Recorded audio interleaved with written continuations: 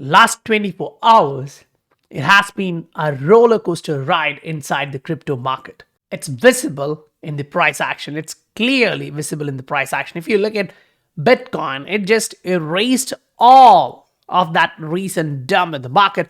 And right now it is back up to 27,250. That means the market is now pricing in something, but not all the assets are the same. Yes, XRP managed to bounce back up. It is testing this particular level. Great. But there are assets like this which has not yet bounced back, at least to retrace the broken level. It's still somewhere close to the bottom and it is still showing you downside momentum is active. It hasn't actually erased any of these major leg to the downside. But when you look at the market, the sentiment is clear. People are taking this positive. The market is taking this positive. One way or the other, it is turning in positive. Why? Because this right now pushes the entire crypto market to stand together. This right now is pushing for proper regulations. Congress will be acting on it. They have to.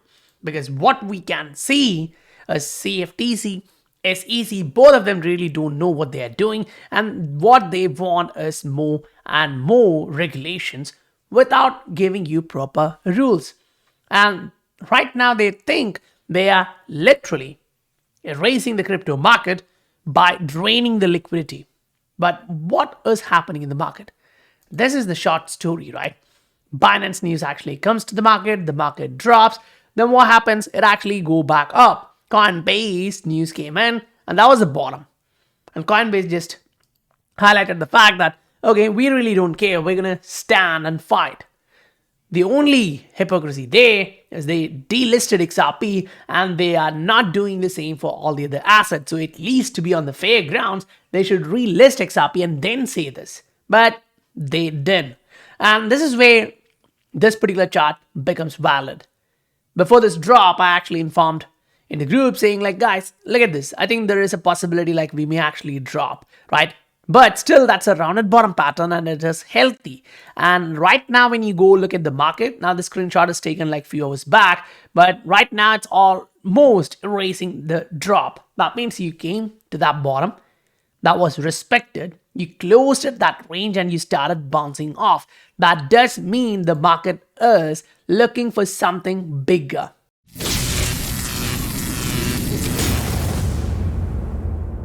Welcome to the Scientific Investor family, where the normal retail guys get to learn how to become the next top 10% of this crypto world. Right now, you have a lot of different assets doing a lot of different stuff. Some of them are highly correlated and still at the bottom. Some of them are trying to move higher, push higher. Opportunity zones are being created. So if you are looking through charts and looking at these assets, it does matter, because the way you understand the market, at least in my opinion, the best thing to look at is the charts. Because if you're just looking at the narrative outside, what you are looking at right now is a panic happening in the market, not what the market is reacting to. The market has already reacted to that stuff. It's coming back up. So the market is saying, right now the market is saying, okay, that's past. They have been doing this for a long period of time. And right now the market, the whales are saying, okay, we don't really give a damn about them. And that is something which we can see here. We drop to the downside, we bounce back up, and we are creating a trend line. And in XRP, what does that trend line really mean? That is also creating a rounded bottom pattern, which we have discussed before. So you just came back to test that range and you're trying to bounce off. But the possibility still remains that it can be a inverse head and shoulder. You can actually do this. So that's still completely positive. And when you are looking at XRP on a weekly, this is right now playing out, right? Now, yes, weekly candle close is coming in like few days, so you have time. But what we really want to see is that candle closes like this particular candle. The monthly candle of May looked exactly like this a couple of days before the monthly close. But then by the time it closed, it actually came back up and closed like this. So instead of it being a bearish corrective signal. It just became a massive bullish signal on the monthly.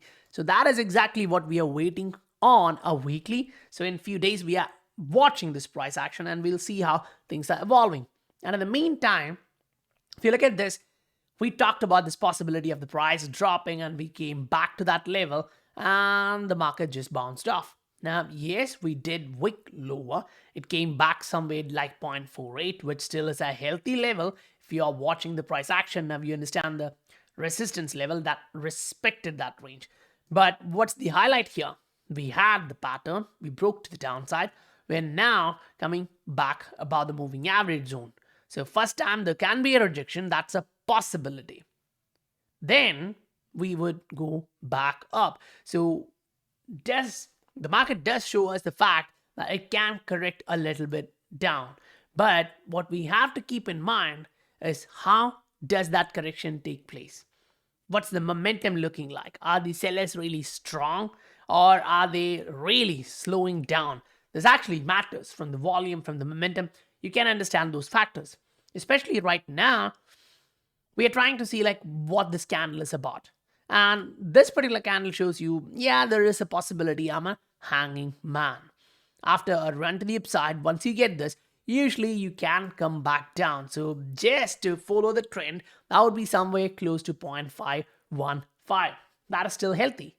Now, if it actually go back to play out this scenario, which we have done earlier in May, that means you may come back down and touch somewhere close to 0.48.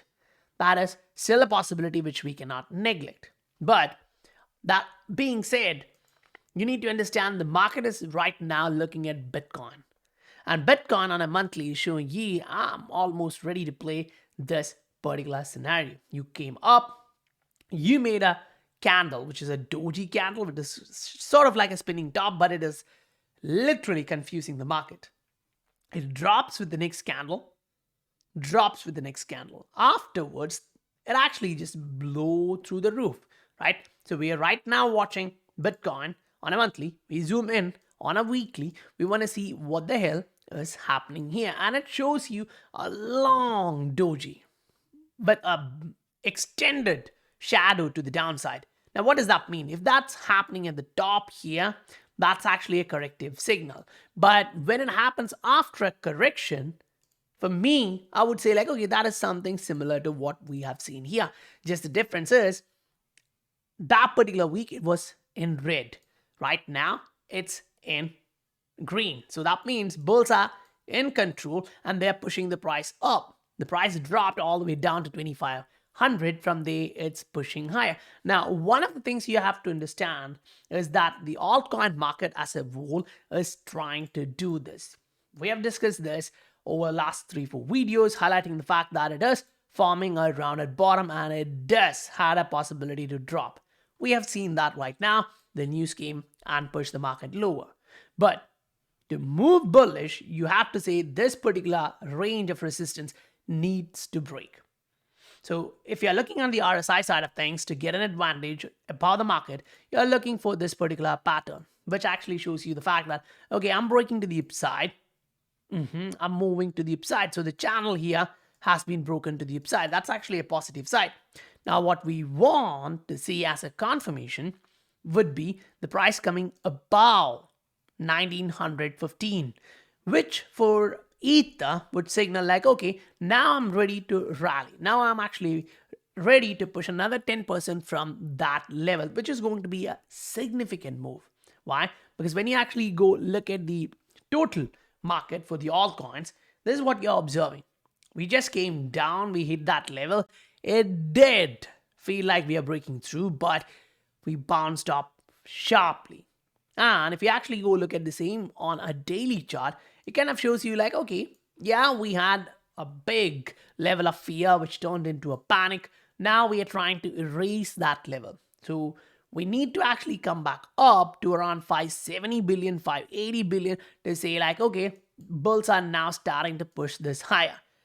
One of the major reasons for that is the assets like BNB, is the assets like, say, Solana, Cardano. SEC just screwed all of these assets. And if you are looking at Solana, it dropped, yes, but it's still nothing compared to what BNB has done. It has actually broken a big support level, whereas Solana is still inside this pattern. Now, one of the reasons for that is this asset has dropped massively and it has not yet recovered. So that's actually a big thing to look at. Then you go look at Cardano and it looks like, okay, we are breaking to the downside. We just broke that trend line. So it now looks a lot similar like the BNB. So even though that's a fundamental asset, it's competing against Ether, utility side of things are looking great. But the market psychology for this asset right now is not looking great, right? You just got a break of this trend line. And if you actually put technicals in, you would actually say, okay, somewhat like 30% drop is possible. I cannot neglect the fact that it is possible, right? So we have actually made a lower low, a lower high. So if that trend continues, that's going to be painful. Now, to validate such things, you can actually go on a weekly chart and see what the price action is doing. So if it actually breaks around 11.5 billion in the capitalization, that is going to be a sharp signal that this asset is about to go further down. And that is going to create some concerns because you're not watching the exact same thing in a lot of different assets. If, for example, you look at XRP, it's actually bouncing. It's just doing that from like last 3 weeks, and it is testing the level of resistance. And one of the important factor, which I would personally consider for XRP on a weekly, is it's still above, after all this mess, it is still about this level of resistance, which is super important. If it's me looking at the chart, price action, taking investment decision for myself, I would consider that as a great thing to watch. But the candle close is important. If you are closing the candle just like this, it is not a great signal. It would show you the price action can come back down somewhat close to 0.43, 0.44 range, because this indicates a corrective signal. So you still have 3-4 days to end this candle. If that happens to go up, close somewhere around 0.6, now the story is entirely different. Now what you're watching there would be something like this, a candle pushing the price to the upside. Or you go back in history and you may see like, okay, you had a long doji, but what happened is the price went up. Now, we really don't know if that is what's going to happen here. That's just speculation. But what we are trying to look at is the fact that the price action is pushing things higher, meaning people who are buying this asset is interested in buying this asset more and more, even with all of the mess happening in the market. One of the primary reasons for that is if you actually went through what SEC have done today with Binance and Coinbase, you'll actually understand the fact that, okay, they have actually named a lot of different crypto assets. And one thing which I felt interesting in that arena is like, okay, they have named Cardano a couple of times. They have named Algo a couple of times in different lawsuits, but they're not actually naming XRP. They're not actually naming XLM. So for XRP, they've already done that and they are in court. Great. But they're not actually repeating the same name here, whereas they have repeated other names like Algo, right? It was in a previous lawsuit as well. So right now you get a narrative in the market like, okay, there is something cooking there. It's, yeah, we don't have the final information, the confirmation, but it does feel that way. It does feel like the market understands something is happening, or at least those who are involved in that understand the scenario, which actually means like one thing. At least the market is speculating on that, or else the possibility of XRP getting a settlement is huge. Think about this. Just running behind Ripple was a huge thing financially for Gary, the SEC, right? Now they're going to take on Binance. They're going to take on Coinbase. And these guys are going to stay their ground and fight back, which actually clearly means SEC need a ton more of money and resources. With the current economic situation, I don't think the Congress is going to approve that. And that means they need money coming in. And while discussing with one of our members, they kind of highlighted the point that, yeah, that's true. That means they would go on settling with Ripple, take that money, and go behind Binance and Coinbase, which means all these assets here may have some trouble, but this particular guy may continue higher and higher and higher. Why? If that's the speculation in the market, by the time you get to see things evolving, the market would blast off, because this particular date right now is a talk like the future of digital assets, providing clarity for digital asset ecosystem, and that also happens to be the date by which the Hinman emails should hit the market. So you now have a lot at stake for SEC, because if they are deciding to fight with the Ripple, the Coinbase, the Binance all together, it's going to be literally walking into the fire. SEC would get burned for sure. So keeping that in mind, yes, we are all investors. We are trying to digest the information as it is. We are trying to look at how the market is responding, because it doesn't actually matter what I think or you think. It is important to understand what the market is looking forward to. If the market is saying like, okay, I may actually go down, now that's a concern, right? One of the reasons for that, to understand in an easy manner, is to look at the strength. Is the strength increasing or decreasing?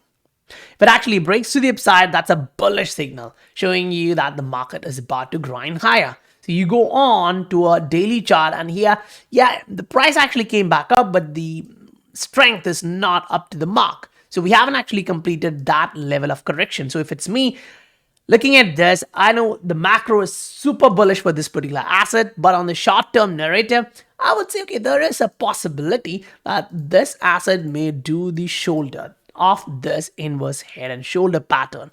Why? Because right now, yes, we are watching the RSI coming back up and testing this level.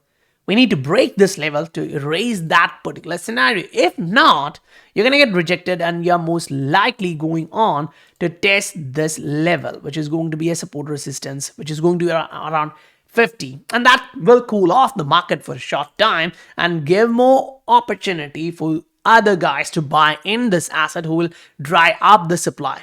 And that scenario will be invalidated if the price actually breaks above 0.55.